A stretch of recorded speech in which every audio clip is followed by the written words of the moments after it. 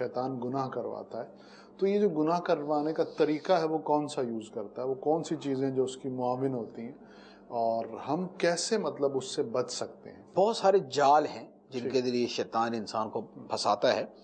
اب اس کے اندر جیسے آپ یوں کہہ لیں کہ گناہ کو خوبصورت بنا کے پیش کرنا، ٹھیک ہے، بعض اوقات تو یہ ہوتا ہے کہ گناہ بذات خود ہی خوبصورت ہوتا ہے، جی ایسے ہی، ٹھیک ہے نا، گناہ جیسے فلمیں دیکھنا ہے، جی اب فلمیں دیکھنا بذات خود ہی ایک مزے والا کام ہے، نفس کو بھاتا ہے، نفس کو بھاتا ہے، نفس کو پسند آتا ہے، انسان کو لذت ملتی ہے۔ جی تو ایک تو لذات ہیں کہ لذات کے ذریعے شیطان گناہ کرواتا ہے۔ ٹھیک اچھا، دوسرا یہ ہوتا ہے جذبات۔ ٹھیک ہے، جب انسان کے جذبات اپنے عروج پہ ہوتے ہیں تو عقل پہ پردہ پڑ جاتا ہے۔ ٹھیک ہے، جیسے مثال کے طور پہ حسد ہے، ٹھیک ہے، حسد جب انسان کے اندر اپنے پورے جوبن پہ ہو تو پھر جس کے بارے میں حسد ہے نا، اس کے حوالے سے غیبت، گالی، جی نقصان پہنچانا، برا کہنا، اسے جو کچھ اس کے بارے میں ہو سکتا ہے وہ کرنے کی کوشش کرنا، یہ بڑی آسانی سے ہو جاتا ہے۔ اچھا، اسی طرح غصہ جو ہے یہ ایک جذبات میں سے ایک چیز ہے۔ جب انسان پہ غصہ غالب آتا ہے وہ گالی بھی دیتا ہے، جی وہ ظلم بھی کرتا ہے، وہ کسی کو مارتا بھی ہے، وہ کسی کو برا بھی کہتا ہے، وہ کسی کی برائی بھی بیان کرتا ہے، کسی پہ الزام بھی لگاتا ہے۔ تو یہ جو جذبات والا میٹر ہے شیطان کے لیے، یہ ایک بڑا ہی معاون عنصر ہے، بڑی معاون شے ہے کہ جس کے ذریعے شیطان انسان سے گناہ کرواتا ہے۔ اسی لیے شریعت نے جذبات کے حوالے سے بہت زیادہ تربیت فرمائی۔ اللہ اللہ، ٹھیک اب آپ دیکھیں حسد کے بارے میں، حسد کے بارے میں کتنی آیات، کتنی احادیث ہیں کہ جن کے اندر اس کا منفی ہونا، ناپسندیدہ ہونا، برا ہونا، گناہ ہونا، مذموم ہونا، اس کو ختم کرنا، اس کے بارے میں بیان کیا گیا۔ ٹھیک، اسی طرح غصے کو لے لیں، غصے کی کثرت جو ہے یہ محمود نہیں ہے، پسندیدہ نہیں ہے۔ ٹھیک، مناسب موقع پر غصہ وہ اپنی جگہ ٹھیک ہے، مطلقاً غصہ تو برا نہیں ہے، لیکن بہت زیادہ غصہ، بلا وجہ کا غصہ، بے موقع کا غصہ، یہ وہ چیز ہے جو انسان نے بہت سارے گناہ کرواتے ہیں۔ ٹھیک ہے، تو یہ جو انسانی خواہشات ہیں، یہ انسانی جذبات ہیں، یہ بھی شیطان کے لیے بہت زیادہ معاون ثابت ہوتے ہیں۔ اچھا، تیسری بات یہ ہے کہ بعض اوقات شیطان کسی گناہ کو اچھے انداز کے اندر پیش کرتا ہے۔ ٹھیک ہے، جیسے مثال کے طور پہ جو لوگ اپنی بچیوں کو زندہ دفن کر دیتے تھے، نام غیرت کا استعمال کرتے تھے۔ اچھا، آج بھی غیرت کے نام پہ قتل کر دیا جاتا ہے۔ جی ایسے ہی، تو اب لفظ غیرت بذات خود تو اچھا ہے، لیکن اس کا جو نتیجہ ہے وہ آپ دیکھ لیں۔ اچھا، اسی طریقے سے آج کے زمانے میں تو شیطان نے لوگوں کے لیے ان کے اعمال کو مزین کر دیا، خوبصورت بنا دیا۔ یہ تو اتنا واضح ہو گیا، ہم نے اس کے اوپر پورا سلسلہ کیا ہے کہ مثال کے طور پہ آزادی، جی روشن خیالی، جی ٹھیک ہے، اور وسعت نظری، جی تو یہ ایسی چیز، ایسے نام ہیں، نام بڑے خوبصورت ہیں۔ جی حقوق نسواں، جی عورتوں کے حقوق، عورتوں کی آزادی، جی، لیکن ان سارے ناموں کے ذریعے کتنی منفی چیزیں ہیں جو لوگوں کے اندر ڈال دی۔ ایسے تو یہ ہے شیطان نے لوگوں کے لیے ان کے اعمال کو مزین کر دیا، خوبصورت بنا دیا۔ تو یہ بھی شیطان کا ایک طریقہ، اور یہ بھی قرآن پاک کے اندر کئی جگہ فرمائے گا فَزَيَّنَ لَهُمُ الشَّيْطَانُ أَعْمَالَهُمْ، تو شیطان نے لوگوں کے لیے ان کے اعمال کو مزین کر دیا۔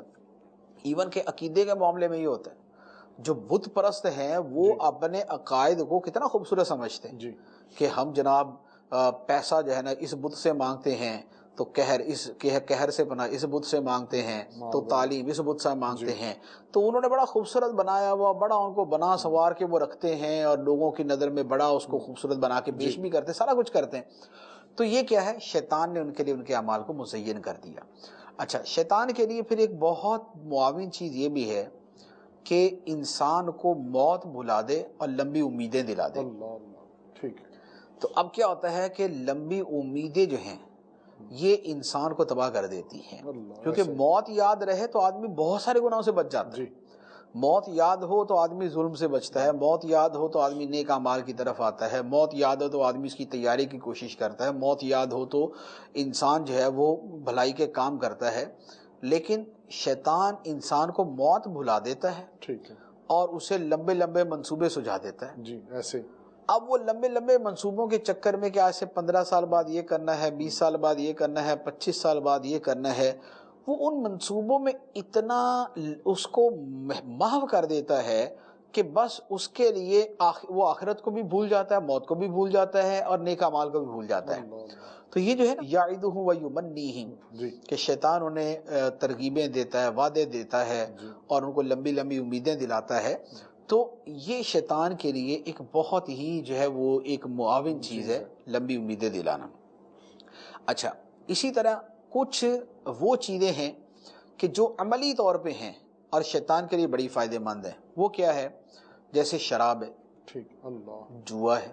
شراب کے اندر کیا ہے کہ عقل انسان کی معاف ہو جاتی ہے، ٹھیک، اور جوئے کے اندر کیا ہے کہ مال کی رغبت و محبت انسان کو اندھا کر دیتی۔ ٹھیک ہے، اس لیے قرآن پاک کے اندر فرمایا گیا کہ انما یرید الشیطان ان یوقع بینکم العداوۃ والبغضاء فی الخمر والمیسر، ٹھیک ہے، کہ شیطان یہ چاہتا ہے کہ لوگوں کو تمہارے درمیان بغض ڈال دے اور دشمنی ڈال دے۔ کس طرح؟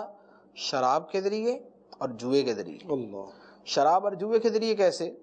کہ آدمی شراب پیتا ہے تو گالی بکتا ہے، جی، عقل جب آدمی کی گھومتی ہے تو اس کے بعد وہ گالی بکتا ہے، وہ فحش حرکت کرتا ہے، وہ بے حیائی کا کام کرتا ہے، وہ دشمنی وہ پیدا کرتا ہے۔ اور دوسری طرف جوئے کے اندر جب ایک آدمی just with in few minutes وہ کسی کا اتنا سارا مال لے لیتا ہے تو دوسرے کے دل میں کون سا اس کے بارے میں اچھا جذبہ پیدا ہوگا؟ جی، چند ایک جگہ ہوگا کہ کھیل کے اندر انجوائے کیا، مزہ کیا اور بھول گئے کہ ہم نے پیسہ گنوایا ہے، لیکن جب ایک آدمی جو ہے وہ لکھ پتی سے ککھ پتی ہو جاتا ہے اور وہ کنگال ہو جاتا ہے تو اس کے بعد اس کے دل میں کہاں دوسرے کے بارے میں خیر کا جذبہ ہوگا، بھلائی کا جذبہ ہوگا؟ تو اب نفرت، عداوت، غصہ اور اس کے بارے میں کینہ اور اس کو نقصان پہنچانے کا جذبہ پھر دل کے اندر یہ پیدا ہو جاتا ہے۔ تو پھر کئی چیزیں یہ بھی ہیں کہ جن کے ذریعے جو ہے وہ شیطان انسان کے اوپر غالب آتا ہے۔ اب ان سب سے جو بچنے کا طریقہ ہوتا ہے، بچنے کا طریقہ یہی ہوتا ہے کہ جیسے مثال کے طور پہ یہ شراب اور جوئے کی بات ہے تو اللہ تبارک و تعالیٰ نے اس کے حوالے سے یہ فرمایا فَاجْتَنِبُوهُ لَعَلَّكُمْ تُفْلِحُونَ، اللہ، بچو اس سے تاکہ تمہیں فلاح ملے۔ ٹھیک، لہذا شراب سے بچنا، جوئے سے بچنا، یہ عداوت سے، بغض سے اور بہت ساری برائیوں سے انسان کو بچا لے گا۔ لمبی امیدیں ہیں، اس کے مقابلے میں حدیث میں فرمایا گیا موت کو یاد کرنے کا۔ ٹھیک ہے، قرآن پاک نے موت کا تذکرہ فرمایا قُلْ إِنَّ الْمَوْتَ الَّذِي تَفِرُّونَ مِنْهُ فَإِنَّهُ مُلَاقِيكُمْ، بے شک وہ موت جس سے تم بھاگتے ہو تمہیں آ کے رہے گی۔ اللہ، تو لمبی امیدوں کا مقابلہ موت کے ساتھ ہوتا ہے۔ اسی طریقے سے جو اعمال کا مزین ہونا ہے تو اگر تو وہ ہے ہی گناہ کا عمل اور شیطان اسے مزین کرتا ہے تو پھر جو ہے وہ اس گناہ کی جو وعیدیں ہیں اور جو اس کی سزائیں ہیں اور جو اس کے اوپر عذاب ہے اس کے بارے میں پڑھنا اور اس پر غور کرنا یہ انسان کو بچاتا ہے۔ اور اگر برے کام کو شیطان اچھے انداز کے اندر بیان کر رہا ہے کہ جس سے آدمی جو ہے ویسے ہی اس کی برائی کی طرف اس کی نظر نہیں جاتی اور صرف اس کی اچھائی کی طرف نظر جاتی ہے تو وہاں پر علم دین اس کو بچا لیتا ہے، دین کا علم جو ہے وہ اس کو بچاتا ہے۔